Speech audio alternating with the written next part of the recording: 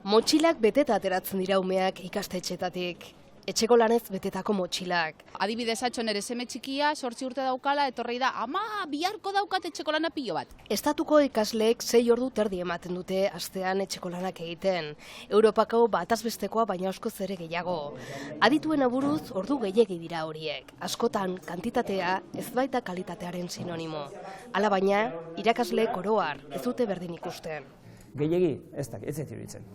Ez zait iruditzen denbora asko pasatzutenik etxeko lanak egiten. Etxeko lanen afera ikertu du Jose Amiama psikopedagogo eta Euskal Herriko Unibertsitateko irakasleak. Etxeko lanek estutu egiten dituzte gure ikasleen herriak baino gehiago. Agobiatuta sentitzen direla ondorioztatu du ikerketak.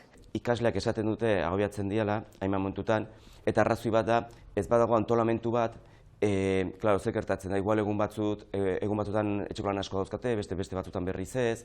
Izan ere gurean etxeko lanak ez daude regularizatuta. Irakasle bakoitzaren esku dago zenbat lan bidali. Beraz gaurko etxeko lana garbi dago.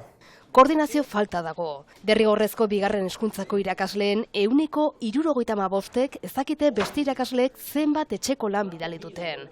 Eta horregatik pilaketa gertatzen da. Nik uste dut irakasleak bakoitzak bidaltzen digula ariketatxon bat, baina ez dakite beste irakasleak bai bidali digutela beste ariketatxo hori, orduan azkenean dena pilatu egiten da. Ezin dezu guztia egin. Zuk froga daukazunean niretzat behintzat importanteagoa da froga itea, edo froga ondo ikastea etxeko lanak egitea baino, orduan ia inoiz ez ditut etxeko lanak egiten. Eztabaida bizia sortzen duen gaia da etxeko lanena. Divisé par 6. Orain 3 urte, Frantzian gurasoek bultzatuta arkatzen greba egin zuten gehiegizko etxeko lanengatik protesta egiteko. Europako herrialde batzuetan legez araututa daude etxeko lanak.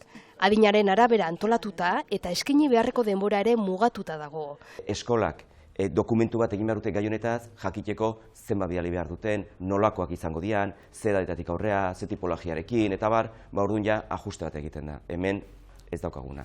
Marko legal baten ezean, gaur egun eskola orduen eta isiaren artean oreka lortzea ez da erraza.